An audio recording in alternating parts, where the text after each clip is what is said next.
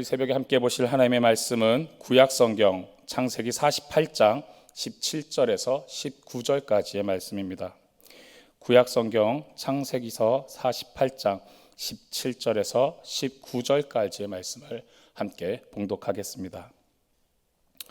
요셉이 그 아버지가 오른손을 에브라임의 머리에 얹은 것을 보고 기뻐하지 아니하여 아버지의 손을 들어 에브라임의 머리에서 므낫세의 머리로 옮기고자 하여 그의 아버지에게 이르되 아버지여 그리마옵소서 이는 장자이니 오른손을 그의 머리에 얹으소서 하였으나 그의 아버지가 허락하지 아니하며 이르되 나도 안다 내 아들아 나도 안다 그도 한 족속이 되며 그도 크게 되려니와 그의 아우가 그보다 큰 자가 되고 그의 자손이 여러 민족을 이루리라 하고. 아멘. 함께 읽은 창세기 48장 17절에서 19절의 말씀을 가지고 나도 안다 내 아들아 라는 제목으로 함께 은혜를 나누겠습니다. 오늘 함께 보신 48장 17절에서 19절 이 부분은 야곱이 그의 인생의 이제 마지막 숨을 거두기 전에 행하는 세 가지 일 중에 두 가지 일이 포함되어져 있는 부분입니다. 47장 27절부터 48장 22절이 이 배경이 되는데 이제 야곱과 그의 아들과 그의 가족들이 애굽으로 넘어온 지 시간이 꽤 흘렀습니다. 17년이나 시간이 흘렀고 그곳에서 나름 터를 잡고 강건하게 살아가고 있었습니다.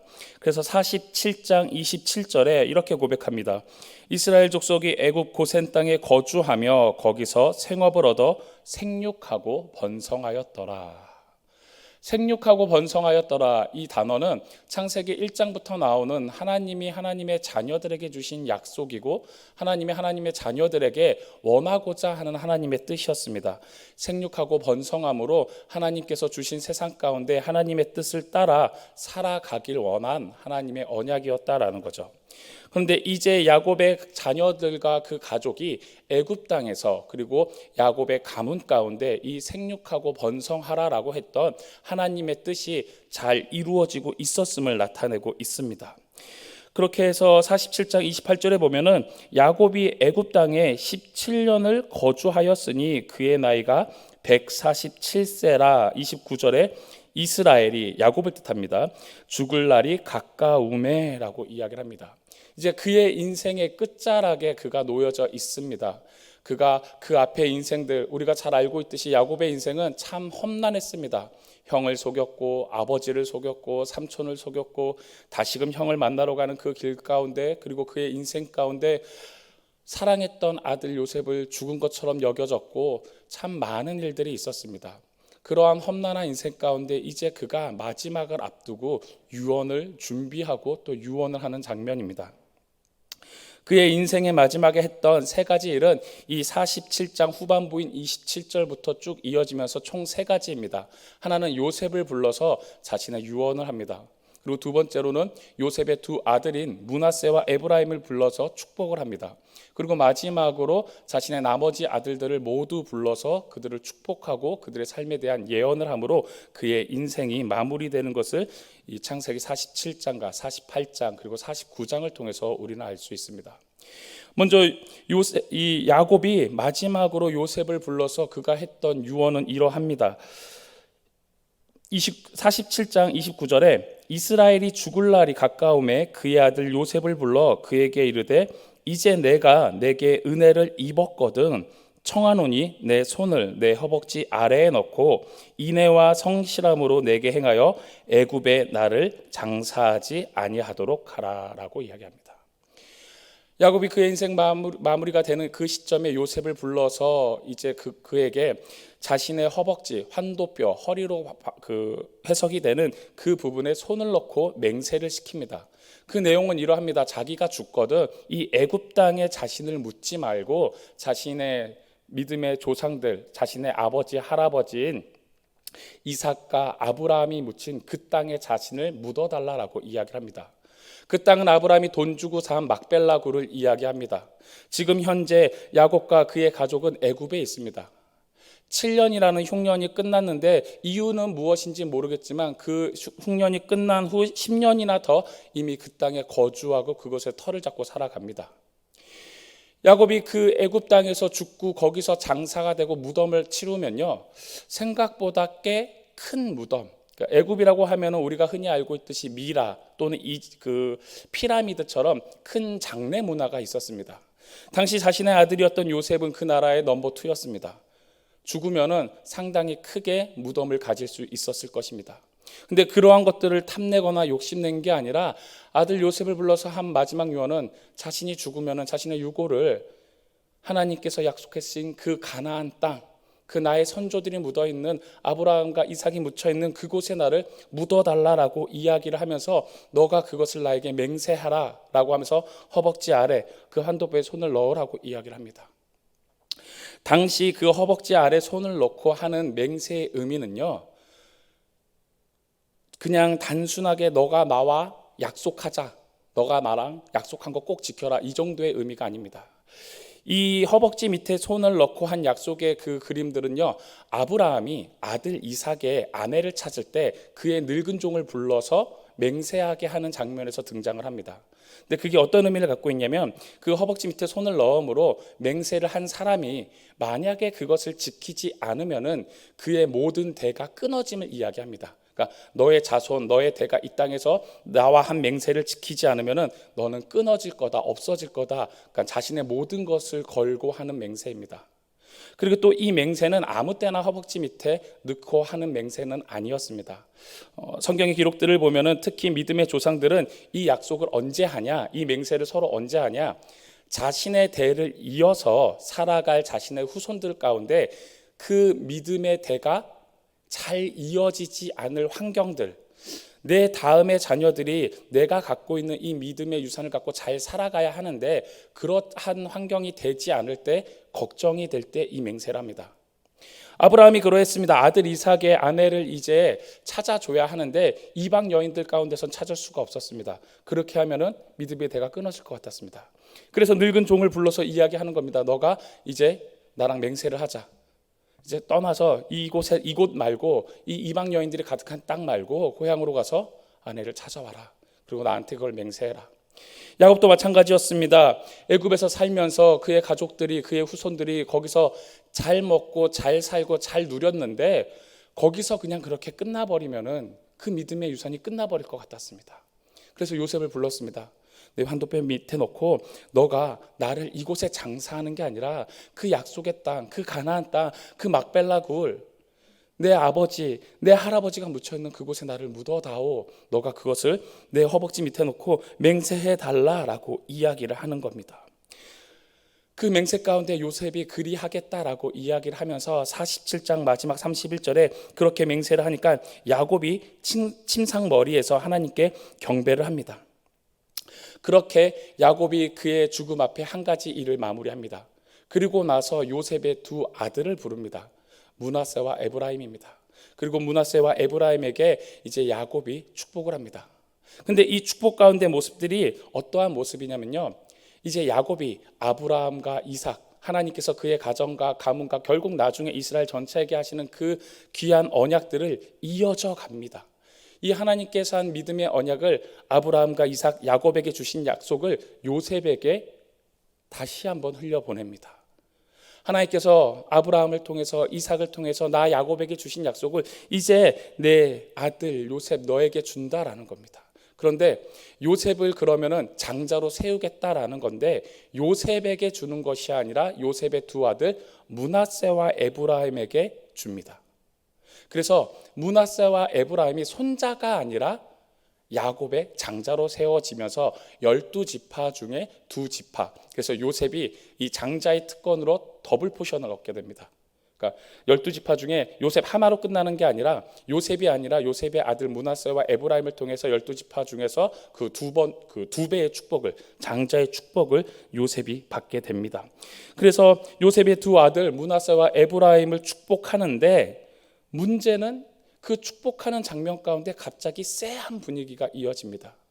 당시 세상의 이치로는 장자에게 오른손을 얻고요, 차자에게 왼손을 얹어서 이 장자에게 당연하게 더 큰 축복, 더 큰 복을 얻게 하는 것이 문화였습니다.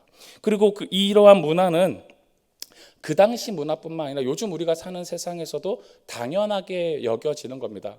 장유유서라고도 이야기할 수 있고요. 당연히 첫째가, 장자가, 장손이 모든 것을 더 얻어가는 그러한 세상의 문화였습니다. 그런데 이 야곱이 축복할 때 그 손을 엇갈립니다. 오른손을 차자인 에브라임 손에 가고요, 왼손을 장자의 머리에 올립니다. 그 모습을 보고 요셉이 기분이 썩 좋지 않았습니다. 함께 읽은 본문을 보면요, 17절에 요셉이 그 아버지가 오른손을 에브라임의 머리에 얹은 것을 보고 기뻐하지 아니하여 라고 기록되어져 있습니다. 요셉이 봐도 좀 이상했던 거예요. 아버지가 내 두 아들을 불러서 축복해 주는 건 너무 감사한데 왜 장자인 므낫세 머리에 오른손이 아니라 왼손이 올라가지? 우리 아버지가 좀 눈이 어둡나? 이제 돌아가실 때가 되어서 좀 기력이 쇠하셨나? 이렇게 생각되었다라는 거죠. 그래서 18절에 그의 아버지에게 이르되 아버지여 그리 마옵소서, 이는 장자이니 오른손을 그의 머리에 얹으소서라고 이야기합니다. 그런데 야곱은요, 그의 인생 가운데 쭉 흘러오는 그 인생 가운데 이 마지막에 어떻게 보면 가장 영적으로 깨어 있었고 눈이 밝은 상태였습니다. 눈이 어둡거나 기력이 쇠한 상태가 아니었어요. 그래서 19절에 야곱이 이렇게 이야기합니다. 그의 아버지가 허락하지 아니하며 이르되 나도 안다 내 아들아, 나도 안다. 야곱이 일부러 어떠한 의도를 두고 첫째 아들에게는 왼손을, 둘째 아들에게는 오른손을 대었다라는 거예요. 그럼 이 야곱이 알고 있던 그 아는 것은 무엇이었을까요? 이 장면들은 어떻게 보면은 야곱의 인생에 있어서 마지막 유언과 같은 장면입니다. 그의 인생을 마무리하는 장면입니다. 성도님들은 인생의 마지막, 모든 사람이 유언을 하고 유서를 남기고 죽을 수는 없겠지만 혹 그러한 시간들이 오면 어떠한 이야기들을 좀 남기시겠나요? 사람의 마지막 한마디, 자신의 인생을 정리하는 유언이나 유서에는 자신이 살아온 모든 인생의 가치관과 자신이 이야기할 가장 중요한 이야기들이 담겨져 있을 것이고, 그것이 특별히 자신의 후손들에게 해야 할 말이면은 더 많은 것들을 담고 있을 겁니다. 얼마 전에 저희 어머니께서 이제 코로나에 이제 확진이 되셔서 따로 격리를 하고 계셨는데 크게 이렇게 아프진 않고 잘 지나오셨는데, 혼자 계시다 보니까 이제 시간이 많고 또 여러 생각이 많으셨나 봅니다. 전화를 하고 카톡을 하고 이렇게 연락을 취하시면 저랑 이렇게 왔다 갔다 주고받으시면서 인생의 마무리 이야기를 이제 좀 하시더라고요. 물론 제가 어머니께 먼저 말씀드린 적은 없지만 저도 나름 생각하고 있던 부분인데, 어머니께서 이제 어머니의 장례를 치르게 되면은 누가 치러달라, 어떻게 치러달라, 연락을 할 때는 어떻게 해달라, 이런 것들을 좀 말씀을 하시더라고요. 그래서 알겠습니다라고 하면서 10년 더 사실 건데 건강하실 건데 이렇게 이야기를 드리면서 혹 인생의 마무리를 하시면서 하고 싶은 말씀이 있으면 미리 해 주십시오라고 그러한 이야기를 좀 주고받았습니다. 사람이 인생의 마무리를 할 때 과연 성도님들은 무엇을 특별히 또 후손들에게 남기시겠나요? 이 본문의 배경에 가장 좀 귀한 것은 뭐냐면요, 야곱이 그 인생을 살아오면서 사랑했던 아들 요셉을 부르고 그의 손자들을 부르면서 그의 아들로 삼고 그러면서 축복을 하면서 하는 이야기들이, 내가 애굽 땅에 와서 17년 잘 살면서 이렇게 땅과 돈을 잘 모아뒀다, 그거 너희 써라, 이런 말이 아니었습니다.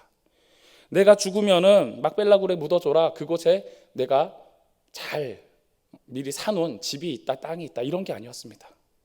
어떤 세상적인 기준의 어떤 유혹, 어떤 물질이나 어떤 돈이나 어떤 가치관을 내가 잘 꿈쳐놨다가 넣어준다가 아니었습니다. 나도 안다 내 아들아, 나도 안다 하면서 그 요셉과 그 에브라임과 므낫세에게 알려주고자 했던 그것은 결국 야곱이 그의 인생 전반을 통해 깨달은 세상의 기준대로 사는 삶이 아니라 오직 하나님의 은혜로만 살 수 있는 그 놀라운 하나님의 섭리와 법칙을 알려주고 있다라는 겁니다. 성도 여러분, 우리가 세상에서 가진 것이 많아서 우리의 후손들에게 남겨줄 거, 자녀들에게 남겨줄 게 있으면 그것도 좋겠죠. 그런데 모르겠습니다. 주변을 많이 보면은 어떤 자녀들에게 불로소득을 남겨줬을 때 그것이 잘 유용되기보다는 안 될 때가 많이 있더라고요. 또 믿음의 가정과 가문에서는 사실 어떠한 많은 물질을 남겨주는 것도 참 좋지만 더 귀한 것은 믿음의 유산들을 남겨줘서 자녀가 그 자녀의 또 자녀가 이어가는 게 참 축복인 것 같더라고요. 세상에서 돈을 주고도 살 수 없는 게 있습니다. 그것은 바로 신앙의 유산입니다. 우리가 흔히들 이야기하죠. 우리 집은 몇 대, 3대, 4대, 5대 믿음의 집안이다. 잘 믿어서 그게 흘러가서 몇 대 몇 대 쌓인 그 믿음들은요, 절대 돈으로 주고 살 수 없습니다. 오직 하나님께서 함께 하실 때만 가능한 신앙의 유산이다라는 거죠. 사실 야곱은 어떤 사람이었습니까? 세상의 부와 명예를 다 쫓던 사람이었습니다. 돈 주고 형을 속이고 아버지를 속여서 장자권을 얻고자 했습니다. 장자의 축복을 뺏고자 했습니다. 삼촌을 속여서 많은 부를 축적하려고 했고, 자신이 사랑하는 여자를 얻기 위해서 많은 노력을 했습니다. 근데 그의 인생의 끝에 왔을 때 그가 깨달은 것은, 내가 내 인생 가운데 세상의 기준을 얻기 위해 남도 속이고 형도 속이고 가족도 속이고 열심히 했는데 사실 그거 아니더라. 내 힘과 노력, 그거 내 인생에서 아무 쓸모 없더라라는 것을 깨달았습니다. 아버지를 속이고 형을 속이려 했지만 장자의 축복은 결국 하나님이 주시는 거다. 내가 사랑하는 아내를 얻고자 했는데, 라헬을 원했는데 결국 레아였다. 내 강함으로 살고자 했는데 환도뼈가 부러지고 절름발이가 돼서야 하나님의 강함과 하나님의 힘으로 살아가는 인생을 깨달았다. 내가 약할 때 강함되는 하나님을 알게 됐다라는 겁니다. 그래서 세상의 원리와 법칙대로 자연스럽게 장자에게 오른손을 차자에게 왼손이 아니라 그것을 엇갈리는 것을 보여주면서, 나도 한다 내 아들아, 나도 한다. 내가 살아보니까 세상에서 장자가 축복받는 거 당연하고 첫째가 잘 되는 거 당연한데 하나님은 그게 아니다라는 거예요.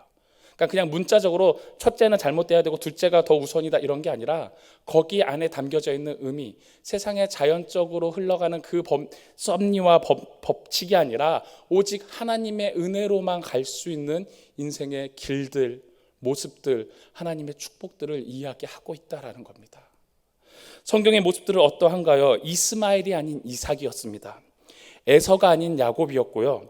르우벤이 아닌 유다였습니다. 그리고 므낫셋이 아닌 에브라임이었습니다. 육적인 이스라엘이 아니라 예수님을 그리스도로 구주로 고백하는 영적인 이스라엘들이 구원을 받고 축복을 받고 이 땅을 살아갑니다. 이것이 자연적인 섭리를 뛰어넘는 초자연적인 세상의 기준이 아니라 그 모든 것을 뒤엎는 하나님의 놀라운 법칙이다라는 겁니다. 그것이 은혜입니다. 우리는 세상의 기준으로 살아가면요, 내가 잘할 수 있다라고 생각을 해요. 내가 잘났고 내가 첫째이고 내가 힘이 있고 내가 능력이 있고. 그런데 은혜는 뭐죠? 나는 아무것도 아닙니다. 내가 할 수 없습니다. 거기서 시작되는 고백이 은혜이고 구원입니다. 고린도전서 1장 26절에서 31절을 잠깐 읽어드리겠습니다. 고린도전서 1장 26절에서 31절입니다. 형제들아, 너희를 부르심을 보라. 육체를 따라 지혜로운 자가 많지 아니하며 능한 자가 많지 아니하며 문벌 좋은 자가 많지 아니하도다.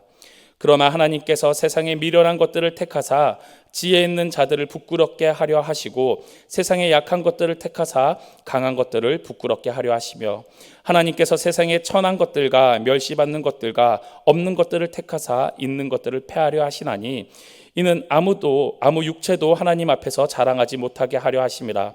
너희는 하나님으로부터 나서 그리스도 예수 안에 있고 예수는 하나님으로부터 나와서 우리에게 지혜와 의로움과 거룩함과 구원함이 되셨으니 기록된 바 자랑하는 자는 주 안에서 자랑하라 함과 같게 하려 함이라. 아멘. 세상의 기준이 아니라 오직 하나님의 은혜이고 섭리이고 그 뜻에 있다라는 겁니다. 그래서 야곱의 마지막 나도 안다, 내 아들아 나도 안다, 이것은 나는 하나님의 은혜를 안다라는 겁니다. 이제 내가 하나님의 은혜를 안다. 내 인생길을 이렇게 걸어오고 이렇게 살아가다 보니까 이제 나는 내 하나님의 은혜를 안다. 그것을 너희가 알면 좋겠다라는 겁니다. 야곱이 왜 그의 시신을 가나안 땅에 묻어달라 했을까요? 왜 애굽이 아니라 막벨라굴이었을까요? 그 의미에는 교훈적 의미도 있습니다.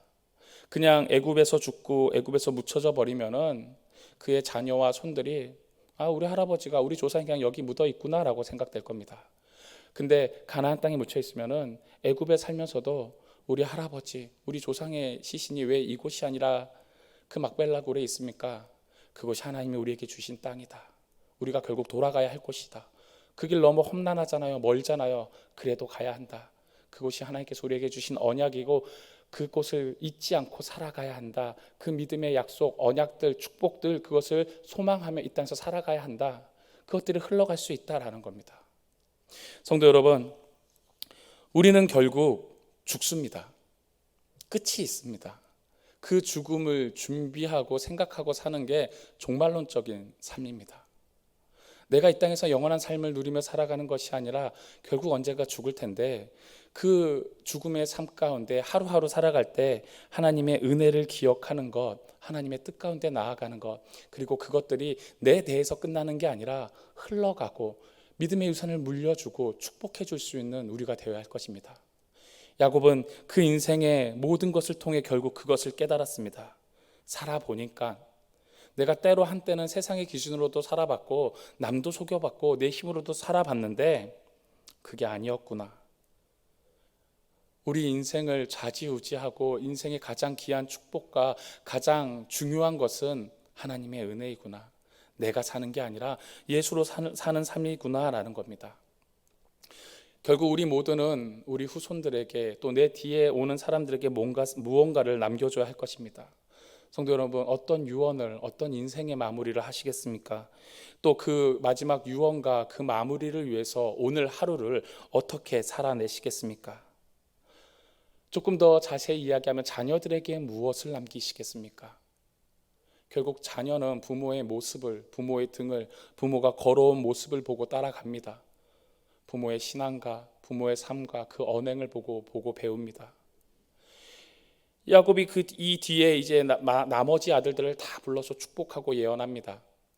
당시에는 아버지가 자녀들에게 하는 축복과 예언은 그냥 흘러가는 축복이나 예언이 아니라 그대로 이루어지는 예언적 의미가 있다라고 봤습니다. 그리고 성경은 그렇게 기록을 합니다.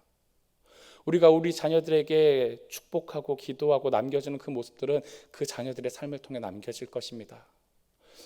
오늘 하루에 우리가 살아가는 삶이 그냥 나 혼자 잘 먹고 잘 사는 삶이 아니라 그리스도인으로 살면서 우리가 결국 나와 하나님과의 관계가 함께함으로 내 주변의 사람들에게 그것들을 영향을 끼칠 수 있고 흘려보낼 수 있고 함께할 수 있는 것, 그것이 섬김의 자리이고 그것이 복음이고 그것이 은혜입니다.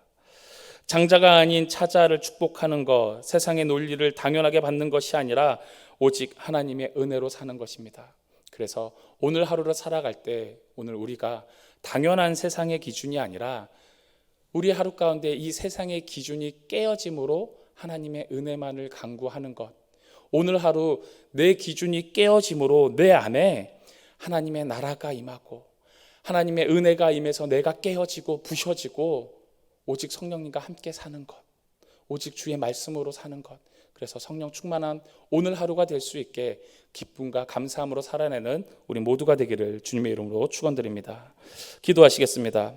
좋으신 하나님 감사합니다. 오늘도 우리에게 새날을 좋은 날을 허락하여 주신 감사합니다. 하나님, 우리가 오늘 하루를 살 때도 늘 하나님 앞에 올바른 삶을 살아내길 원합니다.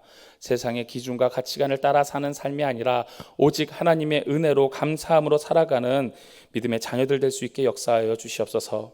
당연한 세상의 이치를 갖고 살아가는 것이 아니라 하나님의 말씀이, 복음이, 하나님의 나라가 은혜로 매일 나에게 다가와서 나를 매일 깨트리고 부셔뜨리고 아버지여 나의 모든 것들을 하나님 앞에 내려놓을 수 있게, 그래서 늘 하나님의 기준으로 살아가고 은혜로 살아가면서 그 하루하루가 쌓여서 나뿐만 아니라 우리의 가정, 가문, 자녀, 손들 또 우리의 주변에게 흘려보낼 수 있는 귀한 믿음의 하루를 살아낼 수 있게 역사하여 주시옵소서.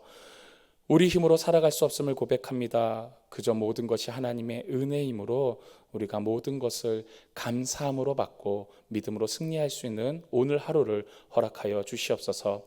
감사드리며 예수 그리스도 이름으로 기도드리옵나이다. 아멘.